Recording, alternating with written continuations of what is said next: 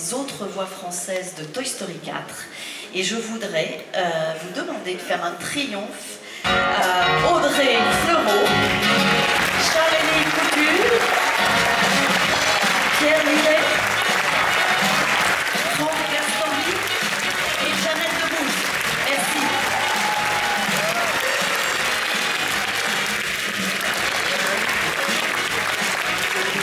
Merci beaucoup. Bon, vous avez beaucoup de fans dans la salle, évidemment. Merci à vous tous. Alors avant qu'on commence cette projection de Toy Story 4, je sais que vous êtes tous impatients, je voudrais juste prendre une minute pour vous poser quelques questions et je voudrais démarrer avec vous, Audrey, si vous en êtes d'accord. Alors vous interprétez un personnage très important qui revient dans Toy Story 4, qui est la bergère. Je crois que c'est la première fois pour vous que vous travaillez sur un film d'animation et je voulais juste savoir comment vous avez abordé cette expérience. Je suis extrêmement fière, je me sens très honorée de participer à Toy Story qui pour moi est un film mythique. Je les ai tous vus au cinéma, ça m'a fait énormément plaisir qu'on fasse appel à moi. J'ai pris beaucoup de plaisir à le faire, il y a toute une dimension technique qui est vraiment pas fastoche, mais qu'il faut intégrer pour être libre et pour pouvoir s'autoriser des trucs un peu fous, et puis pour pouvoir s'approprier le personnage. Ce que vous voyez pas, mais qui est assez drôle, c'est qu'on est tout seul derrière une barre et on fait absolument tous les mouvements que vous allez voir, parce qu'en fait, sinon, on l'entend dans la voix quand le corps ne bouge pas. Donc vous êtes seul derrière une barre à faire des roulades, à sauter avec un espèce de bâton qui n'existe pas. Donc je pense que le making-of doit être aussi drôle à regarder que le film. Merci beaucoup, en tout cas d'être là. Merci à Audrey. Alors Charlie, c'est un retour puisque vous étiez déjà dans le premier Toy Story en 1995. Oui. Et pour celui-ci, vous avez donc adapté et interprété les 3 chansons originales de Toy Story 4. Oui, et c'est la musique de Randy Newman que vous avez travaillé, donc un grand artiste également, comme vous. Oui, j'adore la musique de Randy Newman et donc c'était une chance pour moi de m'amuser de nouveau avec les textes des 2 nouvelles chansons, parce qu'il y en a une qui était déjà la chanson originale, que je me suis mis des poils dressés à la rechanter, et puis les autres nouvelles chansons qui sont, comme toujours, avec un double sens. Ce film est rempli de métaphores et c'est génial de voir que derrière l'apparence, il y a quelque chose, une profondeur psychologique qui est vachement intéressante. Merci beaucoup en tout cas d'être là. Pierre Millet, alors vous, qu'est-ce que ça fait quand on vous appelle, quand Boilem Lamène vous appelle et vous dit, voilà, cette fois-ci, alors la dernière fois c'était dans Vice Versa, hein, vous connaissez déjà l'univers Pixar, cette fois-ci c'était, est-ce que tu veux bien faire la voix d'une fourchette en plastique? J'étais très vexé dans un premier temps, parce qu'en plus il a ajouté, on a vu le film, toute l'équipe a tout de suite pensé à toi pour la fourchette. Du coup, j'ai assez mal vécu le truc en me disant « Ah ouais, sympa, mais pourquoi ?»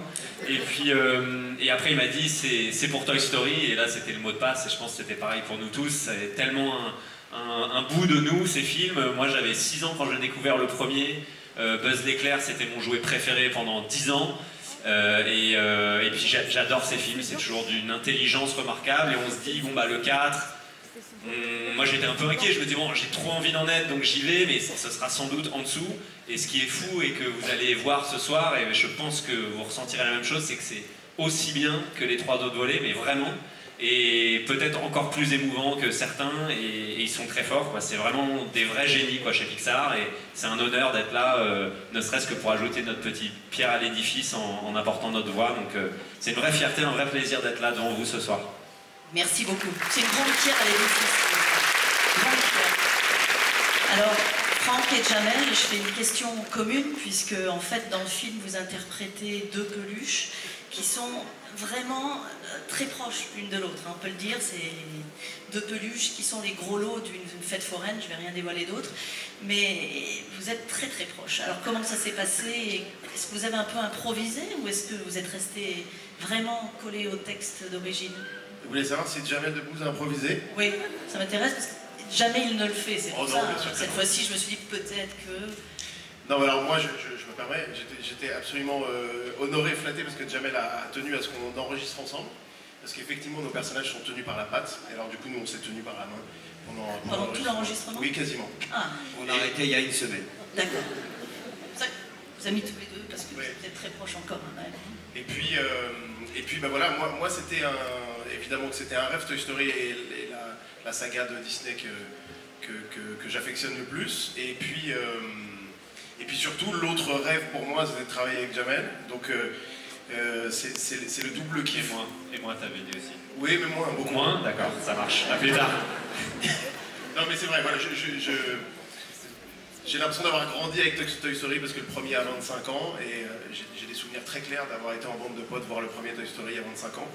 Et j'ai aussi des souvenirs très clairs de toute l'inspiration que j'ai pu avoir en regardant Jamel. Donc j'étais très impressionné quand on était en studio tous les deux. J'ai mis un peu de temps à le désacraliser et à essayer de prendre mes marques parce que c'est Jamel et que c'est un phénomène et qu'il est force de proposition et qu'il propose tellement de choses qu'il y a des choses que vous ne verrez que dans cette version française parce que voilà, il a apporté de lui. Et j'étais très honoré, très flatté de travailler avec lui et merci Jamel. Avec plaisir. Merci.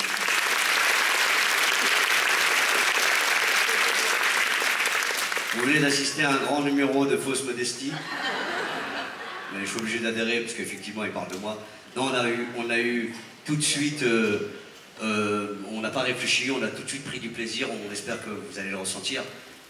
Oui, évidemment, on a improvisé, mais la partition était tellement drôle tout de suite, émouvante, qu'on a finalement juste apporté un ton peut-être, mais c'était déjà, tout était déjà là pour répondre à votre question. Merci beaucoup en tout cas d'être là. Merci à tous. Je veux juste, avant que vous quittiez la scène, saluer une autre personne qui n'est pas sur scène aujourd'hui, mais qui s'appelle Charlotte Klein. Est-ce qu'elle est là, Charlotte? Est-ce qu'elle peut lever la main? Elle est là, voilà. Donc Charlotte, c'est une petite fille qui a remporté notre grand casting de voix. Elle a 10 ans et elle a prêté sa voix à l'un des personnages du film que vous allez découvrir, qui s'appelle Harmonie. Et c'était la première fois, je crois, qu'elle faisait ça. Donc merci à toi aussi. Et merci beaucoup d'être avec nous ce soir. On se retrouve tout à l'heure. Merci beaucoup. Merci.